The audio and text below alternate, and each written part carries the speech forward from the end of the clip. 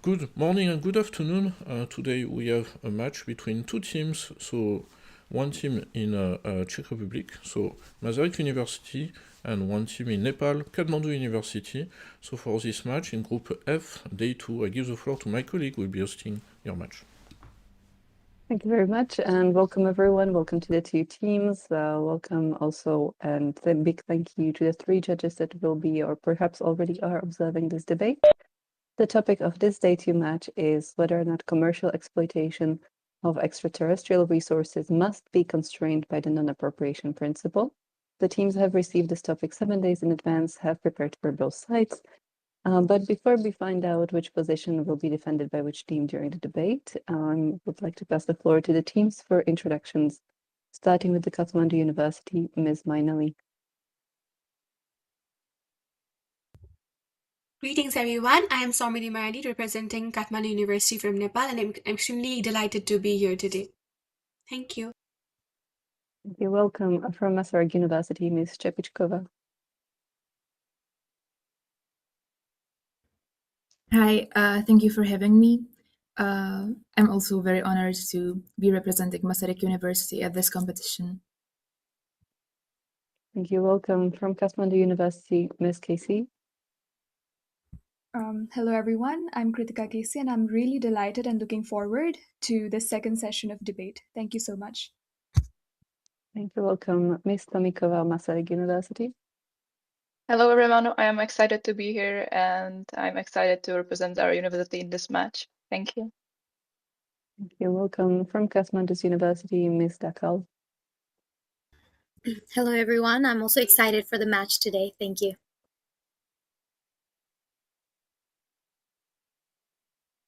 Microphone. Anna Maria, we cannot hear you.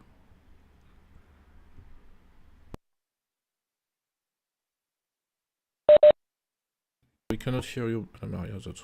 Oh, my apologies. I was going to welcome Professor Schwetz, one of the coaches for the two teams, so for Masaryk University.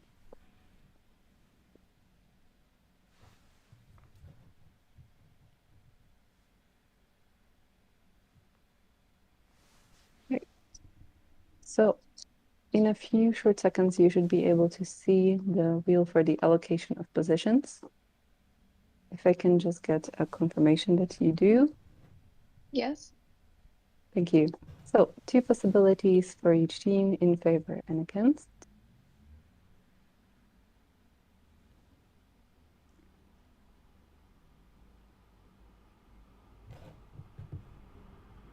And for today's debate, it is the Kathmandu University that will argue the in favor position, thus defending that commercial exploitation of extraterrestrial resources must be constrained by the non-appropriation principle, and that Masaryk University will argue against this motion, and thus that it doesn't have to be. You now have 5 minutes to finalize your preparations.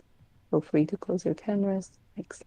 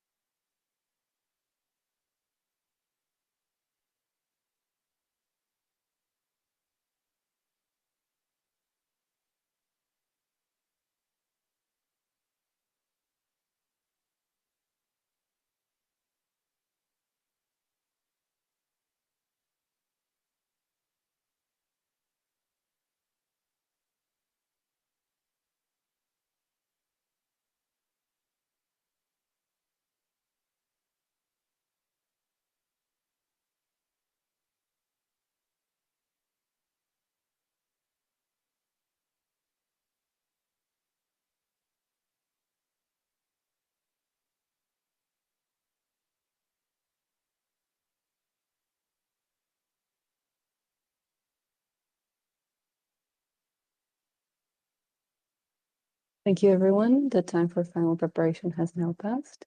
We'll proceed by hearing the opening statements, starting with Kathmandu University for the in favor position. You have 4 minutes. May I start? Yes.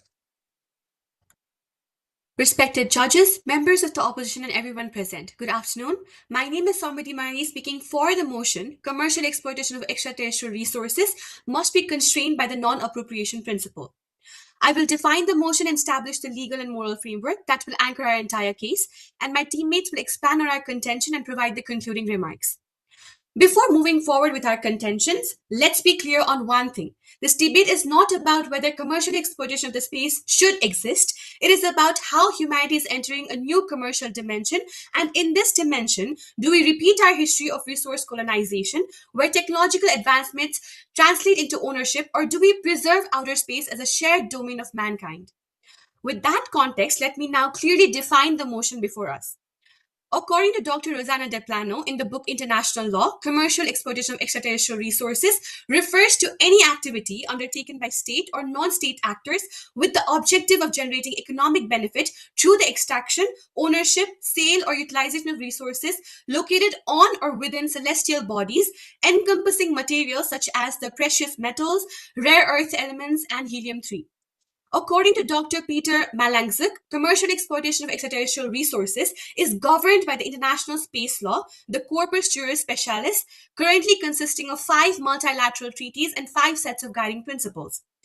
And according to James Crawford in Brownlee's Principles on Public International Law, these instruments are heavily focused on securing equal rights to access and use of outer space exclusively for peaceful purposes. All these treaties and guiding principles underlie 2 major principles, which are equitable use and non-appropriation. Equitable use is the principle that the exploitation and utilization of the outer space must produce benefits shared among all the nations on a non-discriminatory basis, as mandated by Article 1 of the Outer Space Treaty and guided by the Principle 1 and 2 of the Declaration of Legal Principles governing the activities of states in the exploration and use of outer space. The non-appropriation principle is a fundamental pillar of international space law, primarily established in Article 2 of the Outer Space Treaty and Principle 3 of the Declaration of Legal Principles. It dictates that outer space is not subject to national appropriation by claim of sovereignty, by means of use or occupation, or by any other means, and is widely regarded as customary international law, according to scholars Vereshchin and Danilenko. And as per scholars Zekos Palioros, the non-appropriation principle ensures that space cannot be treated as terra nullis, which was historically used by nations to gain territory through occupation. In simple terms, space cannot be property. And our side condensed that without constraints, commercial exploitation risk transforming into terrestrial control.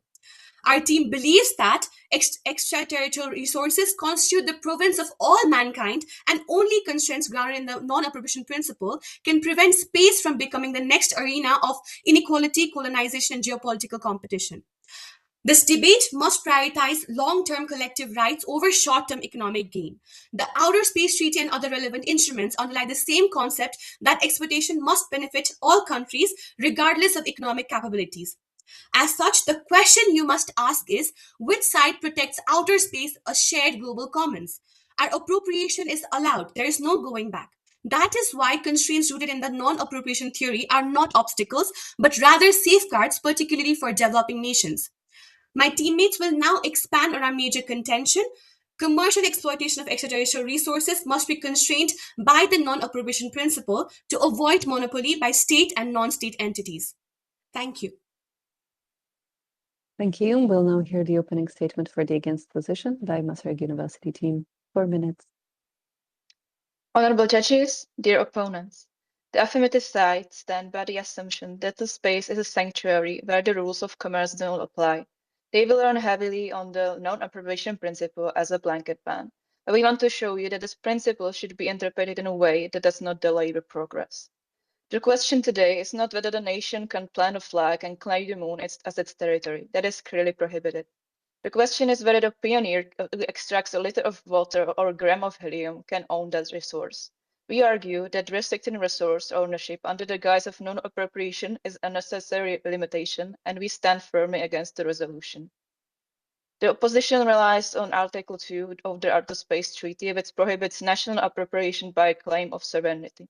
They argue this extends to the soil itself. However, they ignore the possible interpretation of Article 1.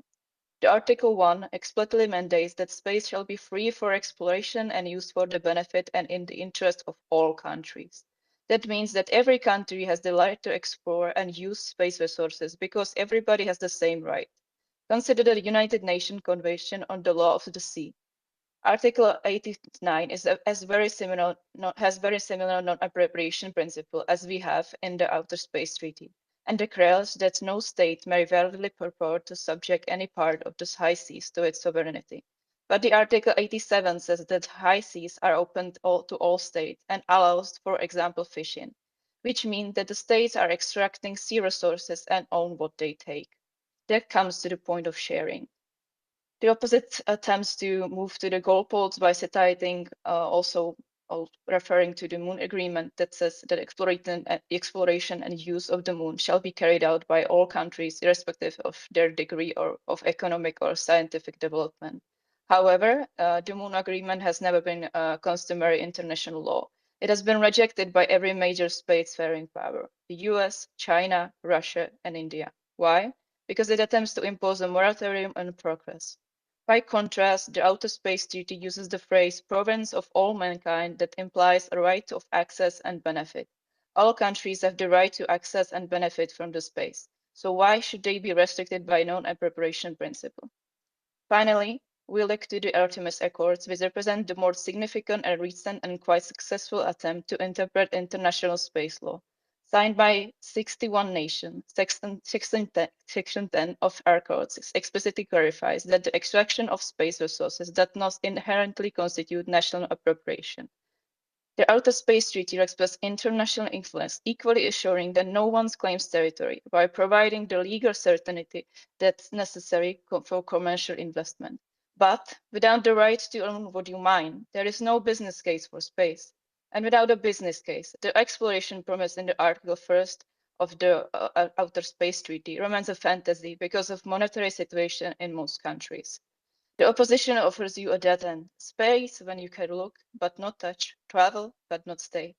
We argue for a more sophisticated legal reality. We uphold the spirit of the Outer Space Treaty by opening a new trade option for the world. Thank you. Thank you very much. We'll now proceed with the first rebuttal. Kathmandu University, you have 2 minutes. Please give me a few seconds. Okay. 3, 2, 1, start. Honorable judges and fellow speakers, as the second speaker for the motion, I will reinforce one key point. Commercial exploitation of extraterrestrial resources must be constrained by the non-appropriation principle to prevent monopoly by wealthy spacefaring nations. Article 2 of the Outer Space Treaty clearly prohibits national appropriation of outer space. Scholars such as Vereshchatin and Danilenko recognize this rule as customary international law. No state may claim sovereignty directly or indirectly over celestial bodies. Yet, as Rosanna Daplano explains, space technology has become the dividing line between states that can access resources and those that cannot. This creates tension with Article 1 of the Outer Space Treaty, which requires that space be used for the benefit of all countries, regardless of development. If only a few advanced states extract and control resources, equality becomes illusionary. We already see this trend through national laws and arrangements like the Artemis Accords. Critics, including Russia and China, warn that safety zones could evolve into exclusionary areas amounting to de facto control. If early actors lock in access today, late developing states may never meaningfully participate tomorrow. As Hope M. Babcock argues, preserving outer space as the province of all humankind requires a strong multilateral framework enforcing non-appropriation and equitable access reflected in instruments like the Rio Declaration on Environment and Development. In conclusion, without legal constraints, space resources risk becoming a monopoly of powerful states. The non-appropriation principle must be strengthened to ensure equal access for all. Thank you. Thank you. Masaryk University, 2 minutes for your first rebuttal. Thank you.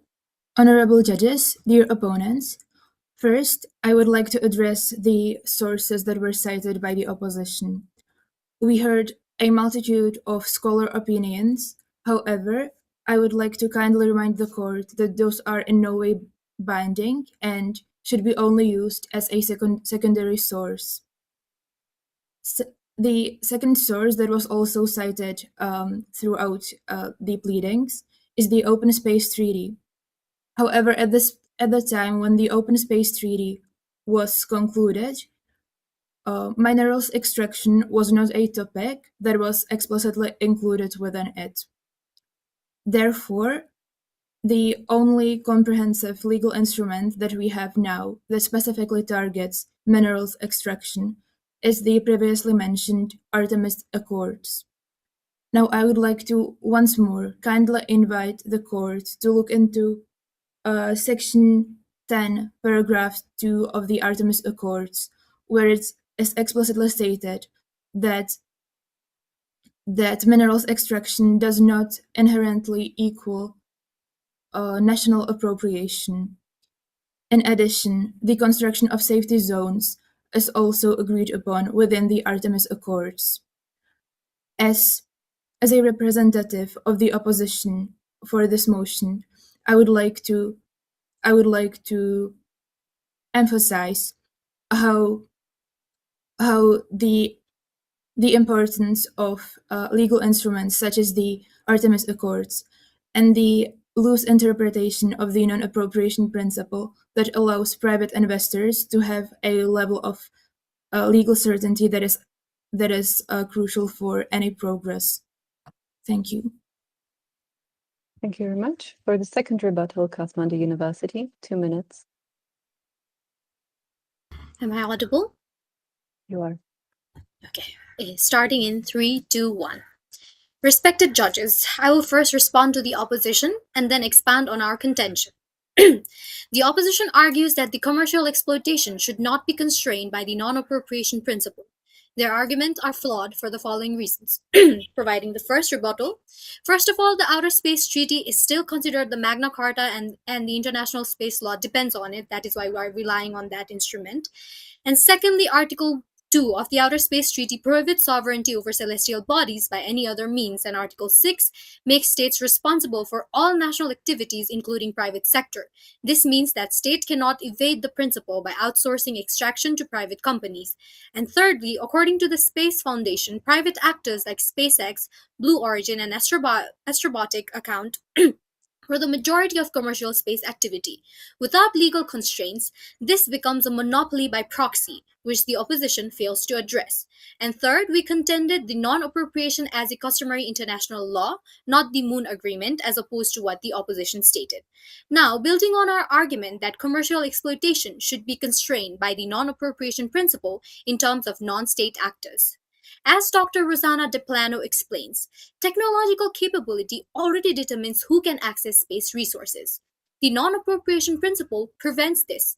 Article 2 prohibits appropriation by any other means, and Article 6 ensures states remain responsible for private activities. Interpreted together under Article 31 of the VCLT, non-appropriation extends to private actors. This is also confirmed by scholars like Yan Yongling, Brandon Gruner, and Abigail Pershing. They confirm that the non-appropriation principle, while originally framed for the states, now applies to the non-state actors to prevent monopolization and ensure equitable access. Therefore, the opposition's reasoning fails on logic, evidence, and principle. Our approach ensures sustainability, equity, and legal clarity, safeguarding space as a shared global commons. Thank you. Thank you. For the second rebuttal, Masaryk University. Thank you. Honorable judges, dear opponents, I will now, in the second rebuttal, address what has been said. The main topic of the second rebuttal for the opposition has been the actions of private actors and the fact that their action can also constitute appropriation under the OST. That is never disputed by by the opposition. We state that private actors, due to that now it is important to look at the present situation regarding resources. It is known that mineral resources on Earth are limited, and at a certain point they are going to run out. Now, the exploration and extraction of minerals from space offers a great solution.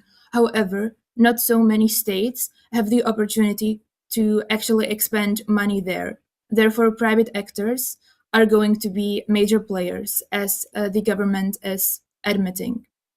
For these private players to be able to benefit the free trade and the benefit of humanity as a whole, we need to offer them sufficient safeguards.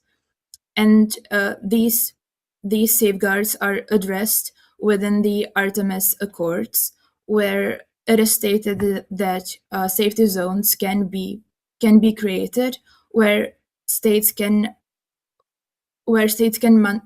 maintain those, and therefore help the private investors. It is crucial that we interpret the non-appropriation principle loosely so that this is possible. Thank you. Thank you. For the concluding statements in favor position, Kathmandu team, 2 minutes.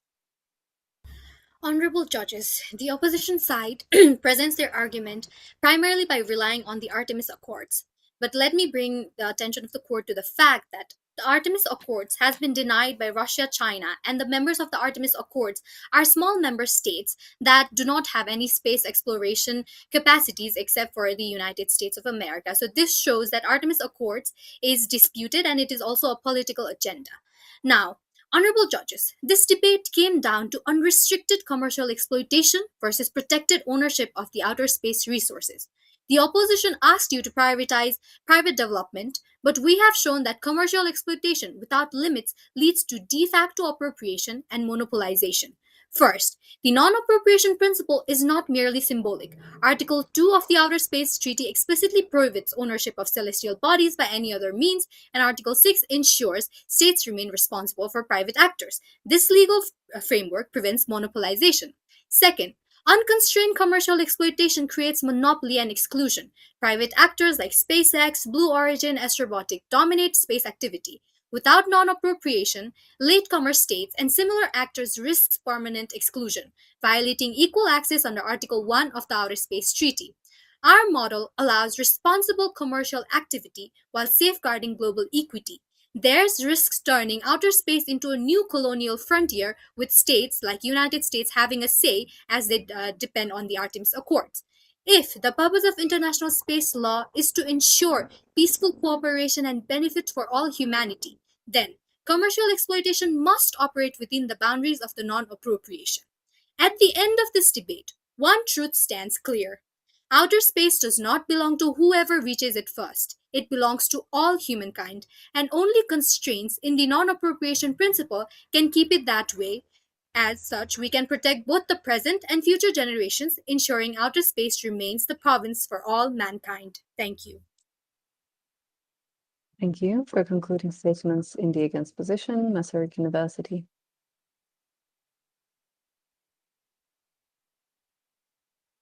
Honorable judges, the opposition hinges on an assumption that commercial exploitation means threat, but it is not true. We have demonstrated on UNCLOS that owning is possible even within the regime governed by the non-appropriation principle.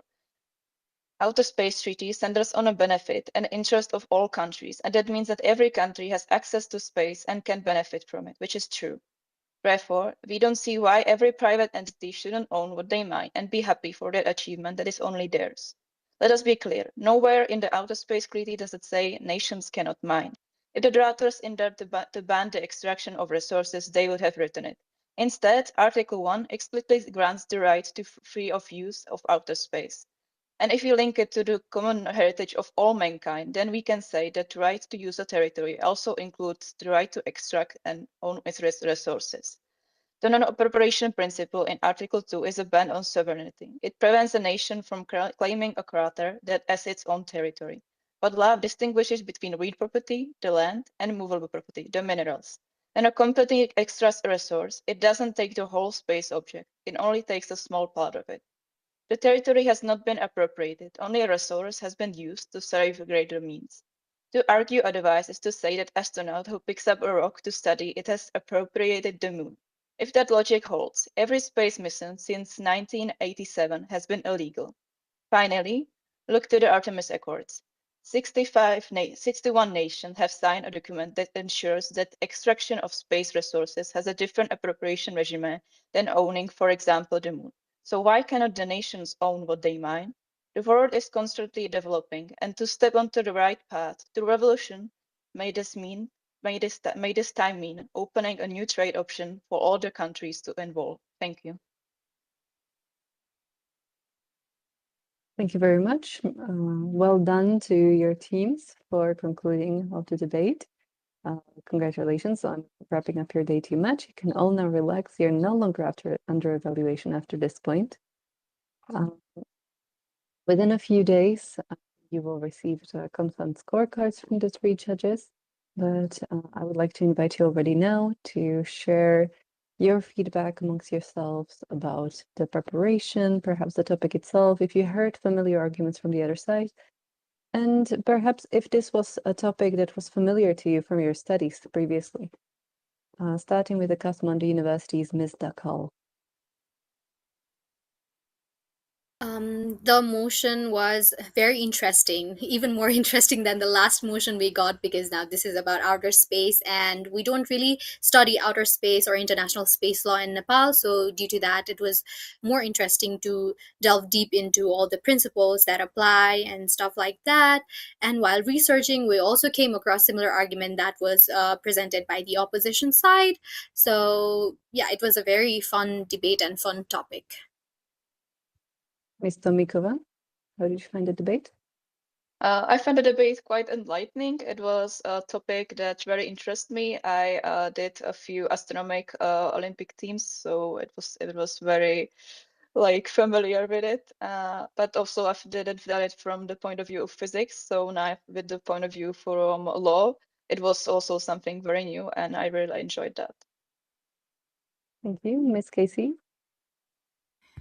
I think the debate topic was really interesting because, yes, as Dakal mentioned, we don't really study outer space here in Nepal, and I think we've not even been through that topic in our course content. But it was a really knowledgeable debate. We could expand our knowledge by learning all these new stuffs about the outer space and all these treaties, all kinds of treaties that govern the outer space laws.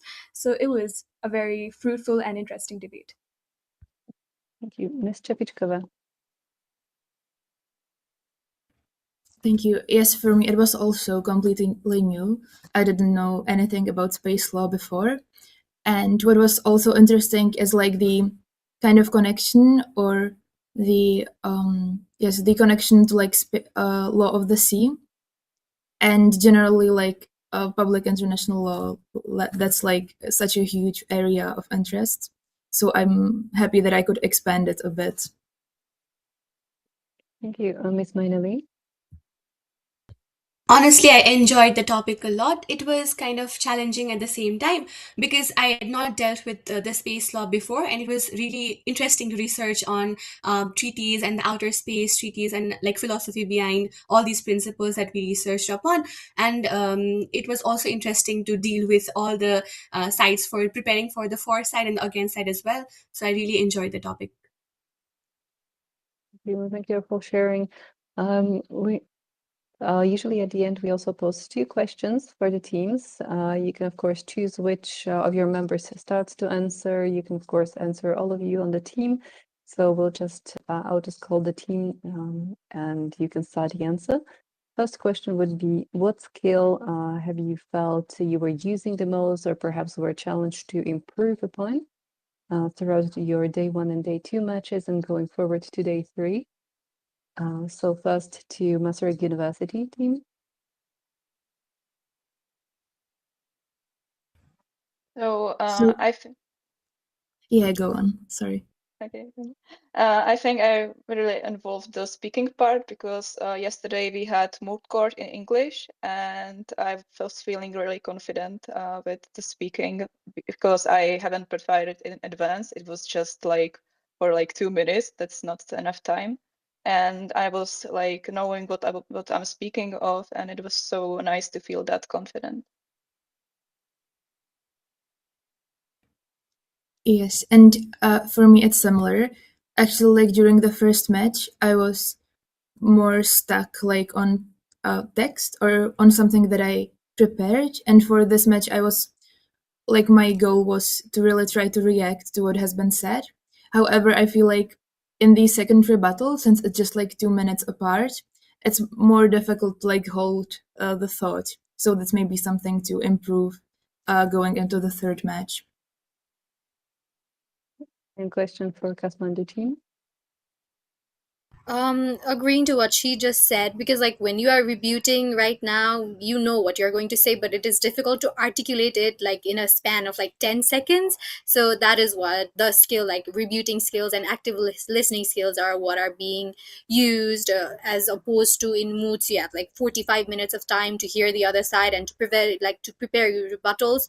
But for this, you need to be like knowledgeable about the topic from all the sides so that you can present the rebuttal as the other side speak. So yeah, I'm enjoying that, like working on my rebuttal skills.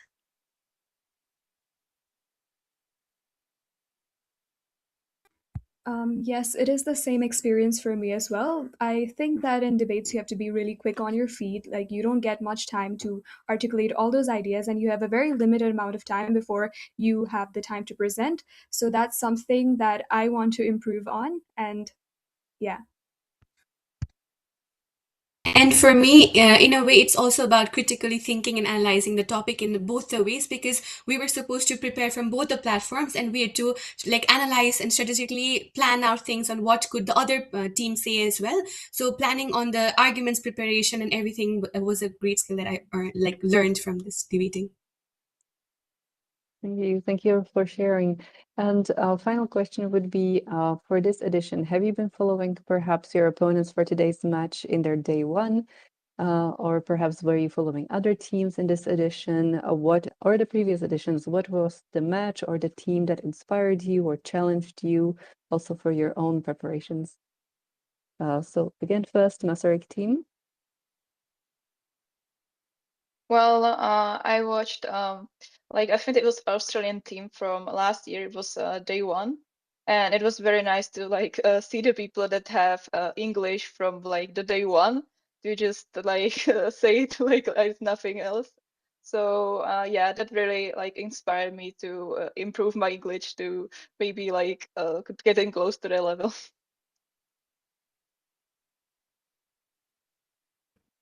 I also watched like an old match before the first match. I'm not sure what it was. I think it was maybe a Polish team and then somebody else. And I just wanted to like get a sense of the style, especially like for the rebuttals, like what is expected, what is the pace, and yeah, like that. Right. A question for the Kathmandu team. We have been busy with exams and moods, so we didn't really like look at the matches from this year, but we did look into the I think the first day one match of like Monash University from last year, Australia. We looked at that to see like how many arguments do people present and how do they rebut and stuff like that, so that was helpful. But apart from that, we really have not been actually following the teams that are participating now, but we did like look at all these scores that were released. So yeah, that's it.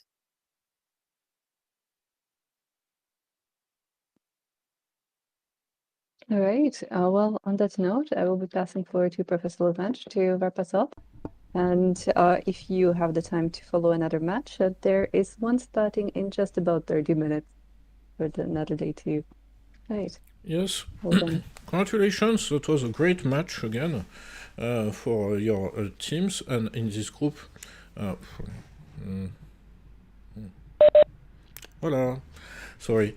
Yes, so congratulations for this match. That was a great second match in this group, in the group F. And as well, we encourage you to keep contact if you wish between the university in Czech Republic and the university in Kathmandu, between maybe the two teams simply. So as well, there will be a networking session at the end, as you know. And in the other, I would say, match, so it means concretely you will be facing, I think, the University of Texas at Austin for Masaryk University in day 3, and for Kathmandu that will be the University of Lagos. So that will be, in the day 3 match. You will receive, of course, the score sheets of this match, the current match, in the end of this week or early next week. So many thanks again, and many thanks as well to the judge for watching this match. So we keep in touch for the next weeks, and congratulations again. Thank you. Bye bye.